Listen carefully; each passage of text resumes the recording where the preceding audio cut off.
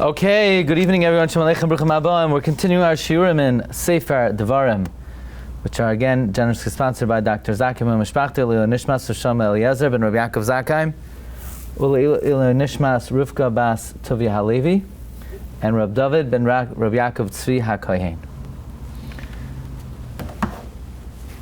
Today we're going to speak about Parshas Savo and Rosh Hashanah. Before we do that, we have a few public service announcements. First of all, could you hear? You're able to hear? Yeah, okay. First of all, we have very exciting news. Starting this coming Sunday night, we're beginning a new program. It's called Chavra de Hilchasa. It's a program of learning Yeridea, Basar B'chalav, Machaber, Ramah, and the main Shach and Taz. If anybody would like to join a very significant learning seder. It's Sunday evenings. The course is 1 year. At the end of the year, you get a status. You become a member of Chavra de Hilchasa. And you can learn, you'll know what to do if the milchik fork falls into the fleishik sink, if you stick your fleishik knife into a piece of pizza, if the kelim get mixed up in the dishwasher, if they put you in the dishwasher, you'll know everything what to do. And if you haven't yet had an opportunity to learn Shulchan Aruch with Noisei Kelim, it's a very good opportunity. The shir is going to be live in Cedarhurst, and for those who sign up, they could join on Zoom. So this is a once-in-a-lifetime opportunity, beginning Sunday night, 1 year Basar B'chalav, and then the next year, Taruvais.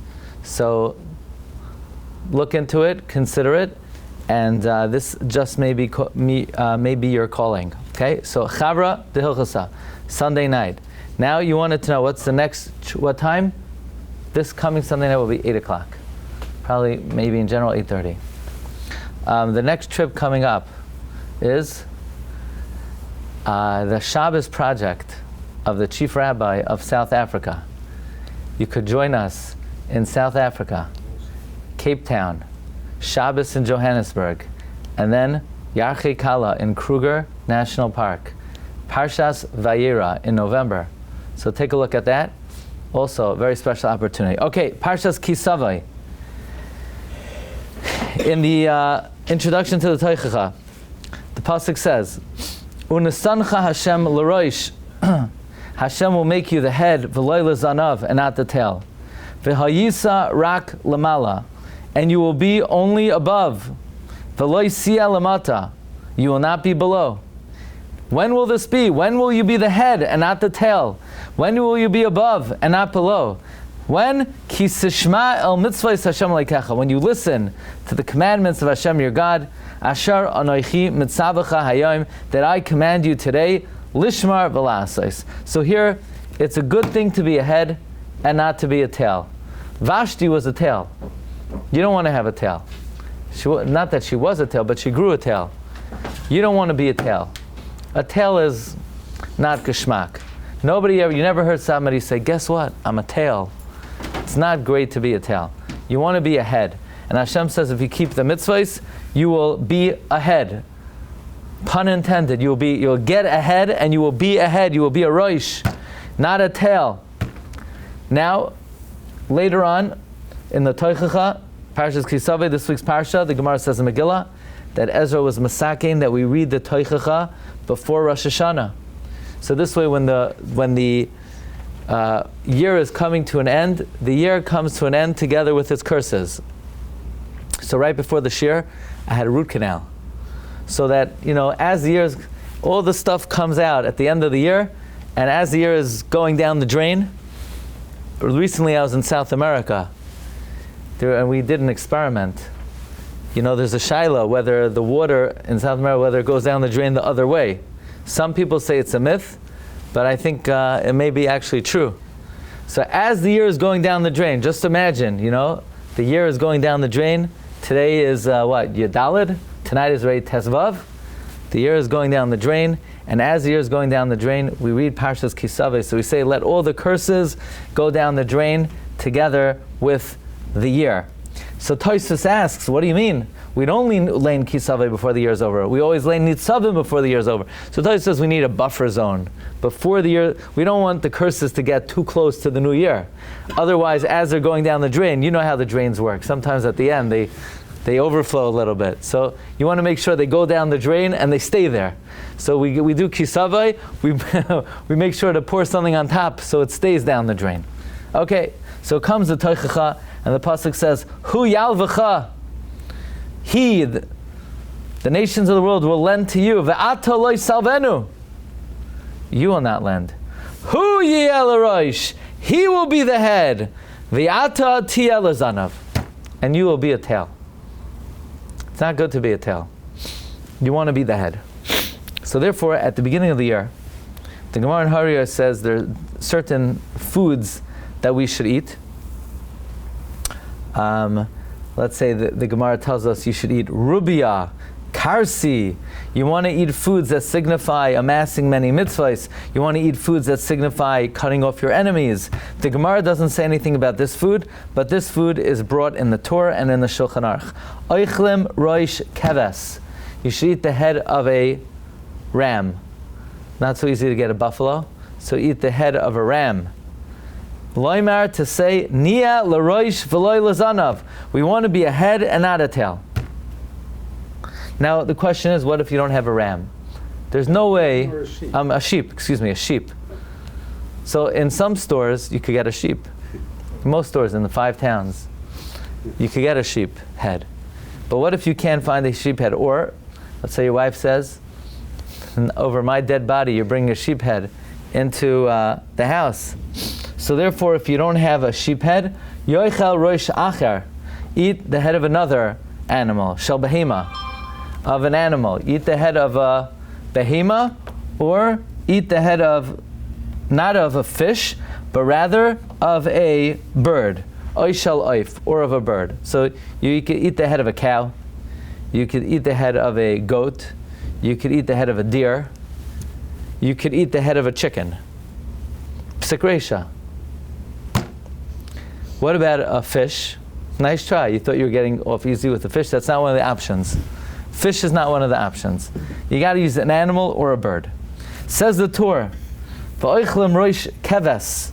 Eat the head of a sheep, v'hareya, and the lungs. Loimar nia l'roish v'loy l'zanav. Should be a head and not a tail. V'hareya, and the lungs, the fishi hikala. It's light. It's light. You want a light year. Or let's say you want your daughter to become a kala. I don't know if that's the meaning. It's light. You want to have an easy year. You want to have easy parnasa. You want to have easy commute. You want to have easy chinuch habanim. It's light. Rabbi Meir Rattenberg, the Maram Meir Rattenberg, lecha roish. He would eat the head of a ram. Zecher la'ayla shel Yitzchak, to commemorate the ayil of Yitzchak. Likewise, the Beis Yosef writes that the Mordechai writes in the name of the Goinim that we eat the head of a sheep, so that HaKadosh Baruch Hu should listen to us l'toiva and make us l'roish v'loy l'zanav. So there are a few questions here. Number one, this whole thing is superfluous. Why do we say a head and not a tail? Guess what? If you're the head, guess what you're not? You're not the tail. So you don't need to say not the tail. Just say we should be a head. We're talking to Hashem. I think this is not a complicated diuk. If we want to be the head, obviously we don't want to be the tail. Why do we need to spell out and not the tail? So Reb Zalman Sorotzkin wrote a sefer of drush called Hadeya v'Hadibar. And he's troubled. Why do we say v'loy l'zanav? We already said we should be a head. Why do we need to say and not a tail? The answer is as follows. In Pirkei Avos, Ramasya ben Chara says, "Havem makdim b'shalom kaladam." You should advance in peace to everyone, meaning be the first person to greet someone else. Don't make believe. Yeah, people they make believe they're minding their own business. They saw the guy down the block. They know he's coming, and then you saw the guy 10 minutes ago. You saw him 5 blocks down. You greet him first. You be the friendly one. Nothing will happen to you. You will not lose money if you're friendly to somebody. It doesn't cost you anything. Just say hello first. Kol Adam, it doesn't matter. He's Jewish, he's not Jewish. He's a good guy, he's not a good guy. When I was in 7th grade, the Rebbe used to give us assignments. So one week, our assignment was that in shul we always have to be the first to greet someone else. I think you were allowed like a certain number of allowances because you had people, they tapped you on the shoulder. What are you supposed to do? So you had like a certain 3 allowances maybe. Anyway, so he said you should be makdim b'shalom kol adam. Number 2, the heavy zonav la'arayos ba'alti roish l'shualim. Okay, you want to be the leader, you want to be a roish. You're better off being the tail of lions than the head of foxes. Meaning you're better off being the lower end of good people than the head of bad people. If you could be in a certain community, you're better off being from the lower level of a better area than a higher level of a lower area. So we see from here, it's not always good to be a roish. It's not always good to be roish. Sometimes you're better off being a tail than a head, because it depends who the head is. If the head is a lion, you're better off being a tail than a head to foxes. So says Rav Zalman Sorotzkin, Shania l'roish, we should be ahead, but it's not enough to be ahead. We want to make sure we're ahead for good people, that we shouldn't be a zanav, meaning like this. Of course we want to be ahead. We don't even want to be a tail to arayos. We don't even want to be a tail to lions. We're asking we should be ahead for lions. Shania l'roish, we should be ahead. Now you might say ahead, so maybe Hashem will make you ahead for foxes. No, v'lo yeh l'zanav. I don't even want to be a tail for foxes. I don't want to be a zanav at all. In other words, I don't want to be a zanav even for arayos. Shania l'roish, I want to be ahead. And it's not enough to be a regular head, because a tail of lions is better than a head of foxes. So when v'loy l'zanav, I want to be a head that's better than a tail of lions. Meaning, I want to be a head of lions. So so just say straight what you want. Why do you have to beat around the bush? Just say, you want to be a head, say, shania l'roish la'arayos. Nah, that's too presumptuous. You can't just make such an announcement. You want to be the head of the heads? Too presumptuous. So you say I should be a head and not a tail. So like the insinuation is, you don't want to be a tail of lions, but you want to be a head of lions, but you don't want to spell it out so clearly, so you say it in a modest way. That's how Reb Zalman Sorotzkin understands it. But he says, look in my sefer, Aznayim L'Torah. In Aznayim L'Torah, in Parshas Kisavai, this week's Parsha, he's also bothered. Why does it say, Sheni ala roish v'loy l'zanav? Obviously, if I'm a roish, then I'm not a zanav. So he says like this. There are different kinds of heads. Some people, they think they're big, their heads. Some people, they think they're askanim, they're oiske b'tzarchei tzibur, they think they're Rabbanim, they think they're Rosh Yeshiva. Yeah, they're a Rav or Rosh Yeshiva or an Askin in their own minds, but in the eyes of Hashem, they're not even a banana peel. So they think they're ahead. But it's irrelevant what you think you are. You need to be ahead in the eyes of HaKadosh Baruch Hu. So it's not enough Shania l'roish, that you should be a leader or an important person or a great person. Because if you think you're a great person, but in the eyes of Hashem you're a peel of potatoes, then what value is that? So we're saying Sheyeh l'roish v'lo yeh l'zanav, meaning I don't want to be a zanav who is an actual tail in the eyes of Hashem. And then Rav Zalman Sorotzkin says he has another approach, b'derech tzachos. What does it mean, b'derech tzachos? In a humorous light. It says like this: if you ever go to the fish store, do you ever go to a fish store? There's no such thing anymore. Now they have big grocery stores, and in the grocery store they have everything you need.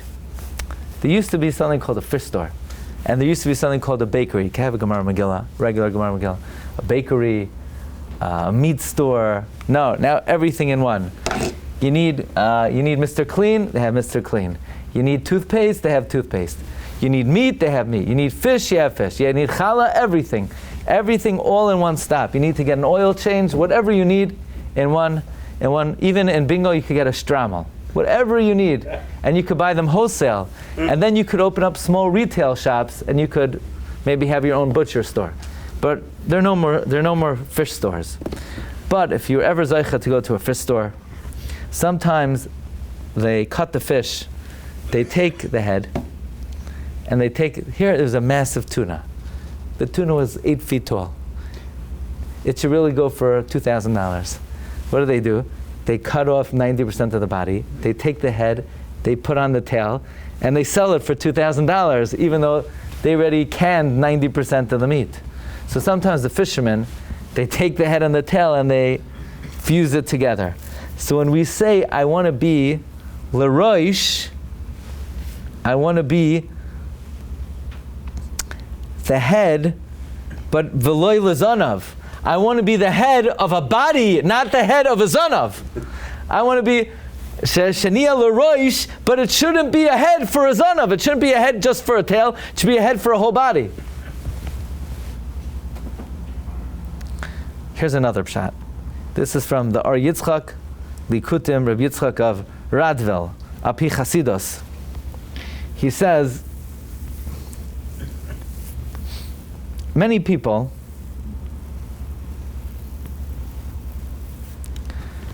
are lost.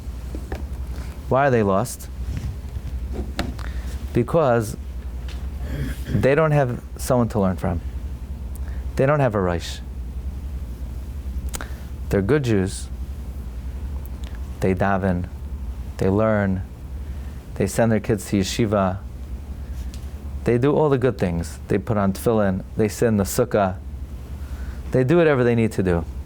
But still, they don't grow. And the reason they don't grow is because you say, Rabbi Yid, who's your Rebbe? Who's your Rab? Who do you learn from? What do you mean? Art Scroll Gemara. It's very good Art Scroll Gemara. It helps people learn. But who's your Rebbe? My Rebbe's the Rambam. The Rambam. I look up to the Rambam.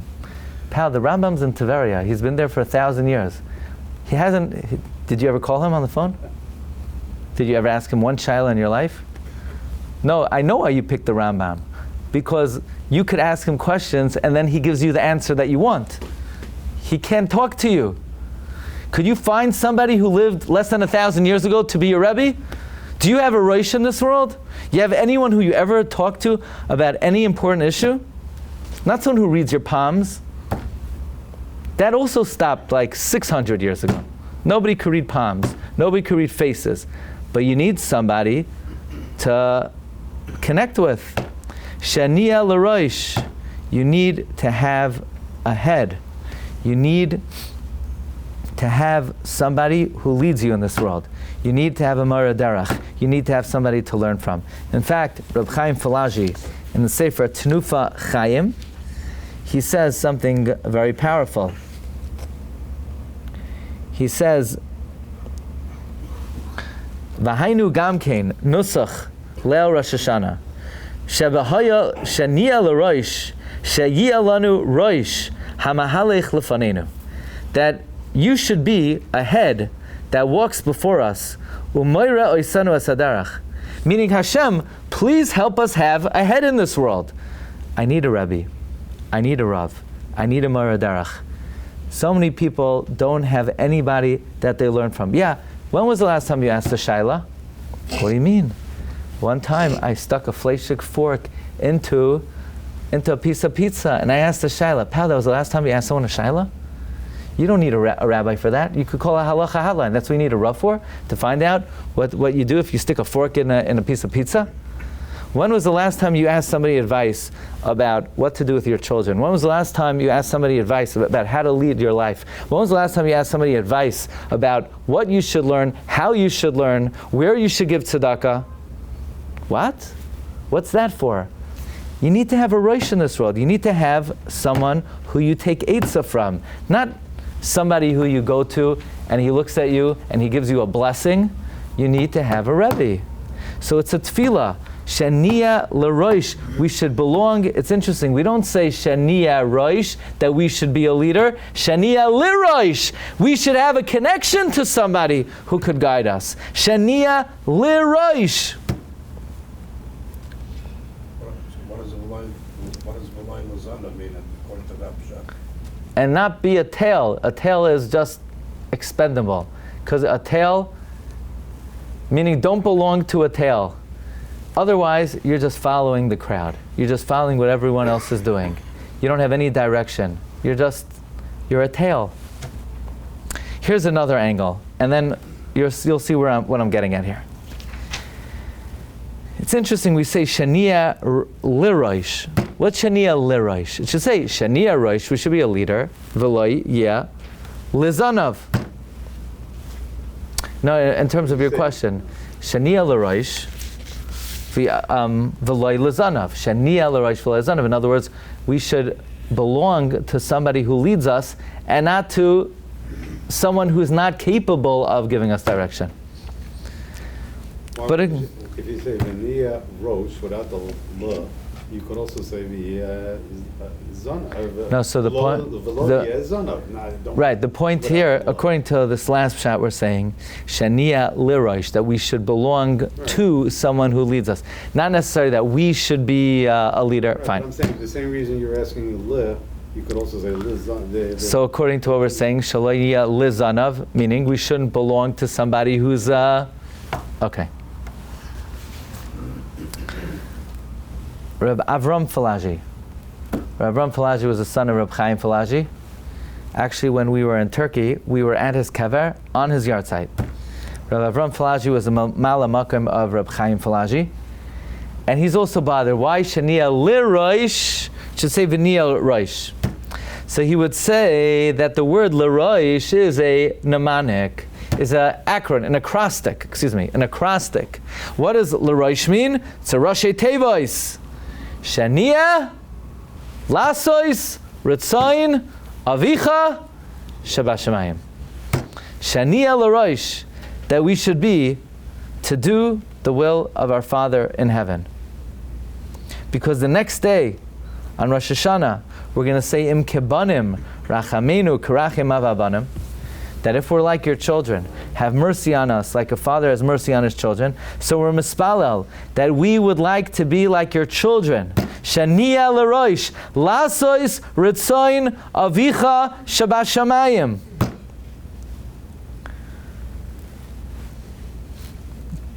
Likewise, the Sefer Pardes Yosef says, a remez Shania l'roish, Rashi Tevois, Lasois, Ritzoin, Avicha, Shabbat Shemayim. That our kavanah is that all of our aspirations, all of our hopes, all of our drive, all of our yearning should be to do the will of HaKadosh Baruch Hu. Or another pshat. What does the Targum say on the word Shania l'roish? Targum says, Roish, the Roish means letakif. We should be strong and not weak. Okay? What does it mean to be a head? Shania l'roish, we should be strong and not chalash.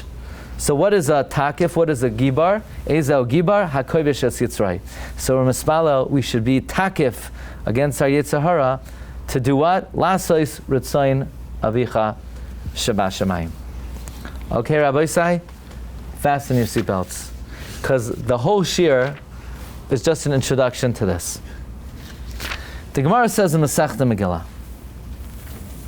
The Gemara lists the various Amoraim who, when they would learn Megillas Esther, would introduce Megillas Esther by expounding upon a pasuk in the Chumash. And the Gemara tells us about a particular drasha, about the destruction of Edom.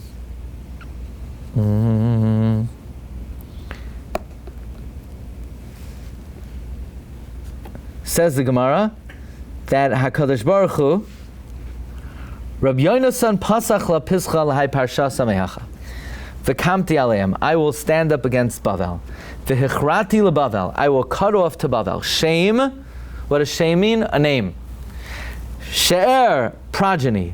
V'nin, descendants. V'neched, and offspring of Hashem. Shame, what will I cut off? Zeh haksav, I will cut off their writing language. She'er, zeh lashon, their speaking language. Nin, zeh malchus, their sovereignty. V'neched, and their progeny, zeh vashti.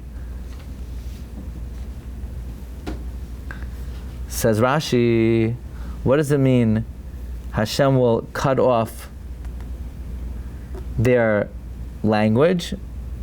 Rashi doesn't say.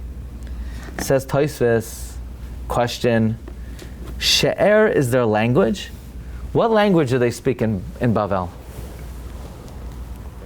Babylonian. So ask Tosfos, well, if God is promising He's going to cut off the language of the Babylonian language, but if you go there today, they're still speaking Babylonian. So what does the Gemara mean? That Hashem promises He's going to cut off their lashon. Says Tosfos Kasha, you have it on your sheet number 14. Adayin he mesapin bevavel b'lashon Aramis. They're still speaking Aramaic in Babylon. So what does the pasuk mean? V'hechrati she'er zeh lashon. They're still speaking the language. Says Tosfos, it doesn't mean the regular language. The regular language they're still speaking, but there's a certain royal phraseology that became obsolete. V'nira t'ratzaloymer lashon malchus shehamalachim mishtamshim bai she'ein sha'ar ha'am makirim bai. It's a special royal tongue that they spoke in the courts of the king that nobody understood except for the royalty, and that language was destroyed. Okay, got it? Comes the Maral, and the Maral says that's not what the Gemara means. The Gemara doesn't mean that Hashem's going to cut off the language of royalty. Does it say She'er Zel Lashon Malchus? It says Zel Lashon.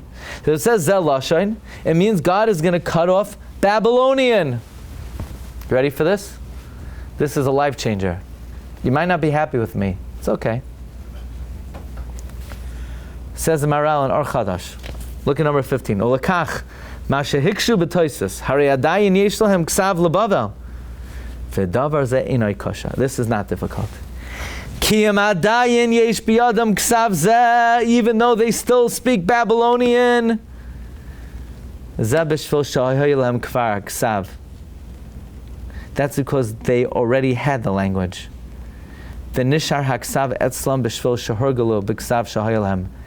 And they remain with that language of writing because they became accustomed to it.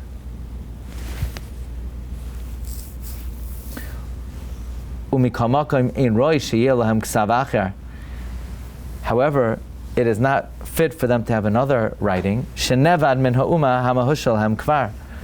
because this nationality lost whatever essence they had. But because they already had this language, and the language remains with them, and this matter is known to anyone who understands it. Say good, because I have no idea what he's talking about. But what he means is very simple. Babylon has no language. What do you mean they have the exact same language? No. You know why they have Babylonian? Because they had it yesterday. So they still have it today. If you do something today, not because you're doing it today, but just because you did it yesterday, it's meaningless. I'm just still doing, I'm not doing it, I'm just still doing it. So it has no vitality. I'm only doing it because I did it yesterday. So the language maybe had vitality yesterday. And if I would be doing it today because I understood it and appreciated it, so I'm also doing it today. But if I'm only doing it today because I'm still doing it, that's not called doing it. Let me give you an example. And this comes from the Sefer Tiferes Shimshon of Reb Shimshon Pincus, and he uses it to explain the pasuk in this week's Parsha and the Yiratzon we say on Rosh Hashanah. He says there are many different kinds of people. You have leaders and you have followers. So you have some people, why do they go to shul? Because that's what a Jew does. Everyone in the community goes to shul. If I'm not going to go to shul, then I'm not going to I'm going to be an outcast in the community. I'm not going to be able to, get any advantages in the community. Nobody's going to come to my house. No one's going to take my kids to school. It's not going to work out for me. So I see Yankel's going to shul, Beryl's going to shul, Feivel's going to shul. Rabbi, why are you going to shul? I don't know, but they're going, so I'm also going. The only thing is, Beryl's going to shul, Feivel's going to shul, but Yankel, he's not going to shul. That's not called going to shul. He's just doing what everyone else is doing. He's just a follower. So he's not really going to shul. What he's doing is, he's following them. He's not going to shul, he's doing what they're doing. You see the difference? You could choose to do something, or you could just basically mimic and copycat what other people are doing. You have people who learn. So, pal, why are you learning? Why am I learning? Because if I don't learn in this community, they're going to think I'm a bum. And you ask another, why are you learning? Why? I want to get closer to HaKadosh Baruch Hu. It's a mitzvah. So one of them is learning, and one of them is not learning. He's just being schlepped along. You have doers and schleppies. We're not even talking about that. Now we're talking about something else. Here you have a big Rosh Hashiva.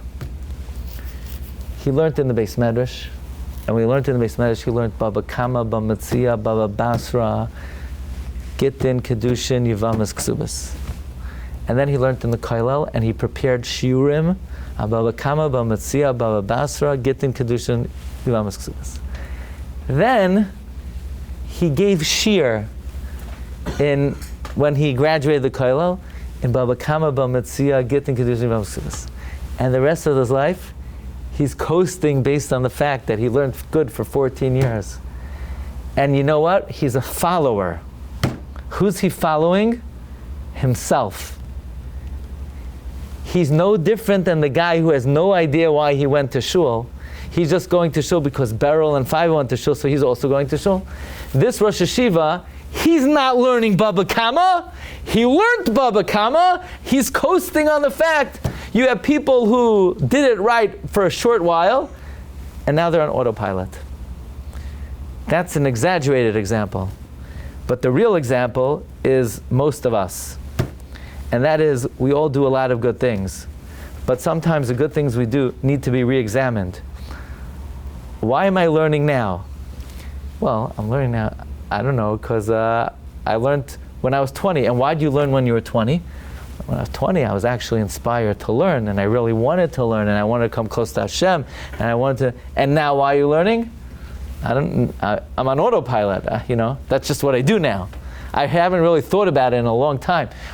Are you going to shul tomorrow? Avada. You're going to daven with Kavanah? Yeah. Why? Good point. Why? Yeah, I once thought about that. I thought about that a long time ago. And at the time I thought about it, I really was doing it in a meaningful way. Now, I'm basically just a tale of myself. There are a lot of things we do, and now, before I come to being a tale of yourself, we talked about how you could be a tale in a community, or you could be a tale of a generation. People like tell me, Rav, forget the Mishnah Brura. It's all about minhag avaysaini biyadaini. Forget the Mishnah Brura. It's a minhag, azoi fert the tata, the zaida. Do you drink Coca-Cola on Pesach? No, why not? Because my grandfather didn't drink Coca-Cola on Pesach. Pal, your grandfather didn't have Coca-Cola on Pesach. You don't have to drink it. There's no mitzvah to drink it. But it can't be your whole Judaism is based on what your grandfather did. What, you're a tale of your grandfather? You're a tale of your father? It's good. It has to be. Zakeli v'anveyu, then you could bolster it with velekei aviv aroim menhu. But it can't be that you're just following what your grandfather did and your father did. Then you're not doing anything. If all Judaism is minhag avaysaini biyadaini, you're not doing anything. It's not meaningful Judaism. It's only meaningful if you say, my grandfather did it, but let me also do it and understand why I'm doing it.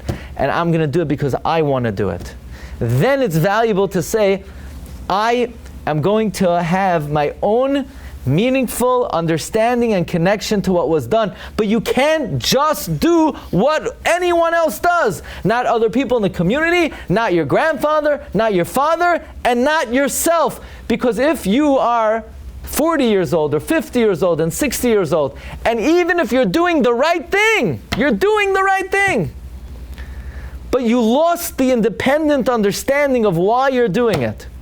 You're not doing it anymore because you're inspired or you understand it or you want to. You're just on autopilot. You turn the crank. You know those toys? Turn it. Now you're just going. Now the truth is that hergel is very important. It's very important to habitually serve Hashem. Actually, the most powerful technique in avodas Hashem is habit. I'm going to give you an example. So here you have a guy, he can't get up on time for Shachris. You know why? Because the Yetzer Hara says it's not possible to get up on time every single day. So Yetzer Hara happens to be right. It's not possible to do it every single day. It's not possible. It's too much of a hurdle. If right now you have to think, from now on I have to get up every day, it's such a struggle every day, and I have to do it every day, it's not possible. So the Kitzur Shulchan Aruch says, you're making a big mistake. Don't tell the Yetzer Hara you're going to do it every day. You just tell him I'm going to do it 3 days. Is 3 days impossible? No, 3 days is not impossible. It's doable. Anyone could do 3 days. And once you do it 3 days, you have a habit. Now it's not hard anymore. So just tell him you can do it 3 days. And once you do it 3 days, you have a habit of doing it. It's easy. And that's the same thing with many areas in life where people struggle, where they say to themselves, I'm never going to do it again. Sometimes people say, come on, I have to do that? For what, forever? Say, no, you don't have to do it forever. Just do it 3 times. A similar technique, somebody once asked me, they were addicted to smoking something. Okay? So they asked me what they should do. I don't know. I'm not a specialist. So I called somebody up. So they said, tell them like this. Tell them the reason why it's so hard to kick the habit is because they have a craving that they say to themselves, I crave this thing so much. What, now I have to live the rest of my life with that craving? But the craving actually only lasts for 20 minutes. So you don't have to tell yourself that I'm never going to smoke again, or I'm never going to do X, Y, or Z again, or it's with any bad habit that somebody has where they're fighting something, something's pulling them. Get angry, look, and it's like, forever I have to overcome that force? No, you don't. Just for 20 minutes. 20 minutes? Okay, 20 minutes I could do. And then 20 minutes, it dissipates. So it's the same thing. Habit is very important because habit will get a person to a certain mode where it becomes easy. But nevertheless, even when we're in a good habit, even if somebody's in the habit of coming on time, even if somebody's in the habit of learning, even if someone's in the habit of doing mitzvahs, you can't let the mitzvah be reduced to a tale of the way it started. So the tefillah, Chassam Sofer gives a story about the early Hasidim. The early Hasidim wore only linen. They didn't wear wool. Why? Because nobody really knew why, but the real reason is they were worried about shatnez. The second generation had no idea why they were doing it. So we don't wear wool. So the first generation were doing it, and the second generation, says Chassam Sofer, they were tails. So the first generation was doing something meaningful. The second generation, if they don't know why they're doing it, it's meaningless. Let's come back to the Maral. The Gemara says Hashem cut off the language of Bavel. Bavel has no language. The question is, they're still speaking Babylonian. No. If they don't appreciate the language, and the only reason they're speaking it is because I don't know, we still have it. So it's not a meaningful exercise. The language is dead. It has no vitality. It's not a meaningful exercise. So you could have two people. They're both doing the same thing. One of them is doing it and one of them is not doing it. The one that's doing it is because they made a conscious effort and decision and choice, and they're being thoughtful. And the other guy, he once upon a time was a head, and now he's a tail of himself. Says Reb Shimshon Pincus, one of the most important tefillos that we say on Rosh Hashanah is Shania L'Roish. We should be our own head, V'loi L'Zanav. We should not be tails, not we shouldn't be followers, not we shouldn't be on the bottom, not we shouldn't be nebuchs, but we should not be trailing ourselves. That the Rebbeinu Shem should give us vitality. The Rebbeinu Shem should give us an alert and aware avodas Hashem, so that when we serve Him this year, it's not because we're just, we've been doing it all the years, And people come, I've been doing this for 50 years. You need to stop now then, People have, you go to a business and you ask them, maybe I can have some customers. For 50 years, this is how I've been doing this. No wonder you don't have any customers. You've been doing this for 50 years. So just because you're doing something for a long time, it's a good thing to do. You should continue to do it. But you need to revisit and re-examine and try to do it in a way where you're doing it as a roish of yourself and not a zanav of yourself.